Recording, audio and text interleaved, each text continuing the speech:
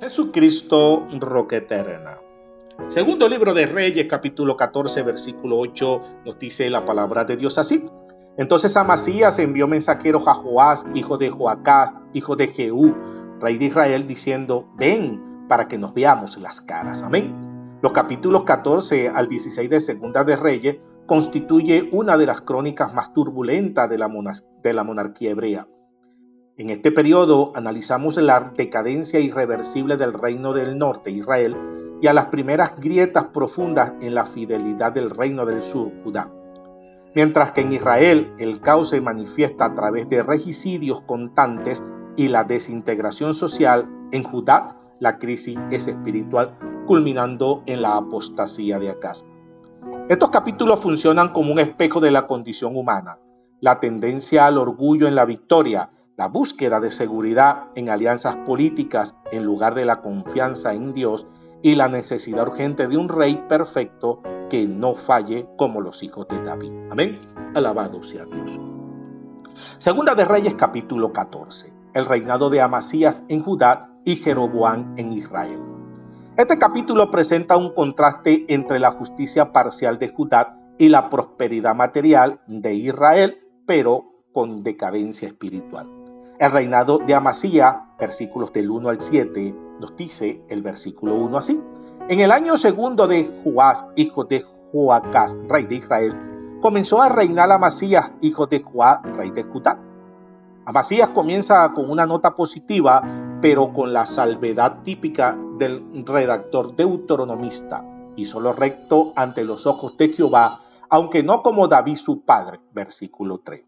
Se destaca una adherencia a la ley de Moisés al ejecutar a los asesinos de su padre, pero no a sus hijos, citando la norma de Deuteronomio capítulo 24, versículo 16, que dice: los padres no morirán por los hijos, ni los hijos por los padres. Amén. Versículo 6. Esto muestra un intento de reforma legal y moral. La confrontación con Israel, versículos del 8 al 14. El orgullo tras la victoria sobre Edom lleva a Amasías a desafiar a Joás de Israel. La respuesta de Joás es una parábola humillante. El cardo que está en el Líbano envió a decir al cedro que está en el Líbano: da tu hija por mujer a mi hijo. Amén. Versículo 9. La derrota de Judá es total. El muro de Jerusalén es derribado y los tesoros del templo son saqueados. Exegéticamente, esto subraya que el éxito militar no es fruto del valor humano, sino de la bendición divina, la cual Amasías perdió por su soberbia. Amén. El resurgimiento de Israel bajo Jeroboam, versículos 23 al 29. Jeroboam es una figura paradójica. Políticamente fue el rey más exitoso del norte, expandiendo la frontera desde la entrada de Hamat hasta el mar de Arabat, versículo 25, cumpliendo la profecía de Jonás, hijo de Amitai. No obstante, el texto señala que esta prosperidad fue un acto de misericordia divina. Jehová no había dicho que borraría el nombre de Israel de debajo del cielo, por lo tanto, lo salvó por mano de Jeroboam. Amén. Versículo 27. El análisis profundo revela que Dios preservó a Israel no por los méritos del rey, sino por su fidelidad al remanente. Amén. A su nombre gloria.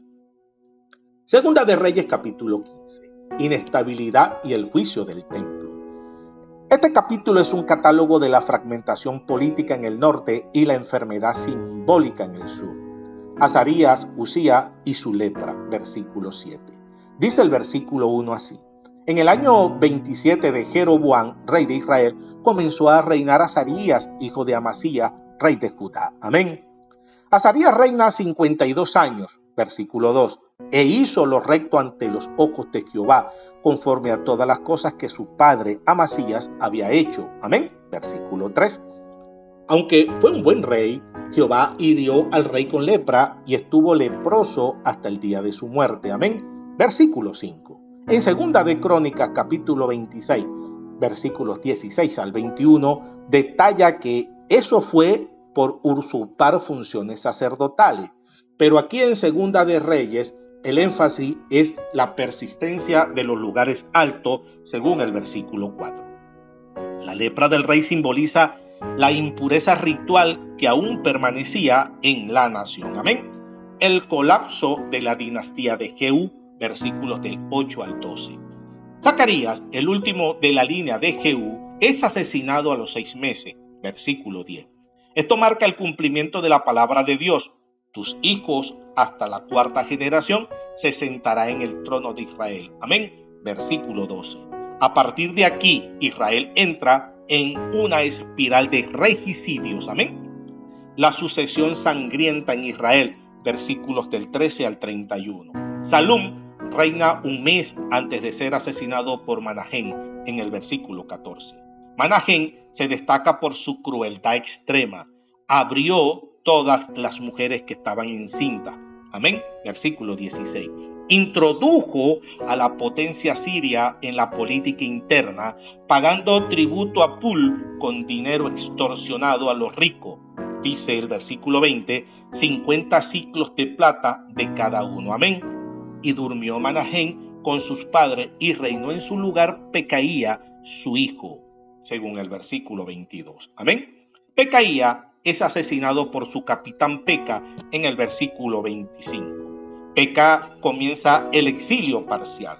Asiria toma Galaad y Galilea, según el versículo 21. La soberanía de Israel se desvanece, siendo apenas un preludio del juicio final. Amén. Jotán de Judá, lo vemos desde el versículo 32 al versículo 38. Jotán sigue la línea de su padre Usías. Durante su reinado, dice el versículo 37, que en aquel tiempo comenzó Jehová a enviar contra Judá a Resín, rey de Siria, y a Peca, hijo de Remalías. Amén. La presión externa se utiliza aquí como un instrumento pedagógico divino para despertar a la nación. Alabado sea Dios. Segunda de Reyes, capítulo 16. El sincretismo de Acaz y el pacto con Asiria.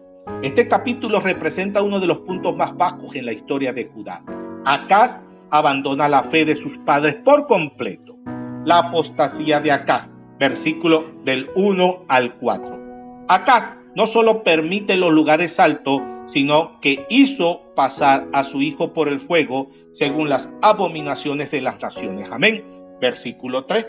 Esto representa la ruptura total con el primer mandamiento. Su reinado es una inversión total del reinado de David. La alianza con Asiria, versículos del 5 al 9. Dice el versículo 5, entonces Resín, rey de Siria, y Peca, hijo de Remalía, rey de Israel, subieron a Jerusalén para hacer guerra y sitiar a Acaz, mas no pudieron tomarla. Amén. Ante la amenaza de la coalición, Acaz entra en pánico. En lugar de confiar en Jehová, como le exhorta el profeta Isaías en el capítulo 7, versículo del 4 a 9, decide otra cosa. Dice el versículo 7.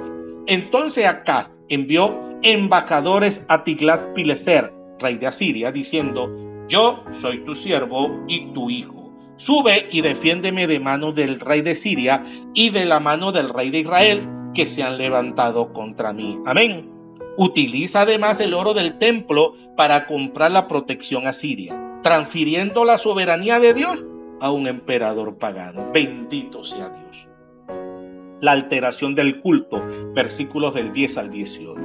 El clima de la corrupción ocurre cuando Acaz visita Damasco y ve un altar pagano. Envía el diseño al sacerdote Urías para replicarlo en Jerusalén, y mandó el rey Acaz al sacerdote Urías que el gran altar fuese para quemar el holocausto de la mañana, según el versículo 15, desplazando el altar de bronce original a un lugar secundario.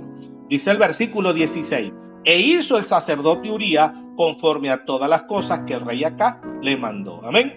Exegéticamente esto es un adulterio litúrgico. Acaz no busca protección política de Asiria, sino intenta adoptar todo lo ritual espiritual de ese pueblo. El capítulo cierra con Acaz modificando la estructura física del templo para complacer al rey de Asiria, según el versículo 18, evidenciando que el templo de Dios se había convertido en un instrumento político bajo el yugo extranjero. Amén. Bendito sea el Dios y Padre de nuestro Señor Jesucristo. Concluimos. El análisis de estos capítulos nos revela que ni la prosperidad económica de Jeroboam ni la estabilidad inicial de Azarías pudieron salvar a la nación de su declive moral. La historia nos enseña que el pecado tiene su efecto acumulativo y que la idolatría, que ya sea en forma de lugares altos, religiosidad superficial o de alianzas con el mundo, dependencia del poder político, siempre conduce a la esclavitud. Segunda de Reyes, capítulos 14 al 16, es un recordatorio de que las instituciones humanas, incluso las ordenadas por Dios como la monarquía, fracasan cuando el corazón del líder y del pueblo se apartan de la ley. El veredicto final es claro: la única esperanza de redención no reside en un cambio de gobierno o en una estrategia militar, sino en la intervención directa de la gracia de Dios. Amén. A su nombre, gloria. Vamos a orar. Padre Celestial, al meditar en la historia de tu pueblo en los tiempos de los reyes, reconocemos nuestra propia tendencia a la soberbia y a buscar seguridad en las cosas de este mundo. Te pedimos perdón por las veces que hemos construido altares ajenos en nuestro corazón, tratando de mezclar tu santidad con las costumbres del mundo. Te damos gracias por Jesús, nuestro Rey humilde y nuestro sumo sacerdote perfecto, quien no falla ni se corrompe. Danos un corazón obediente para caminar en tus estatutos y la fe necesaria para confiar solo en tu protección. Que nuestra vida no sea un registro de infidelidad, sino un testimonio de tu gracia transformadora. Amén.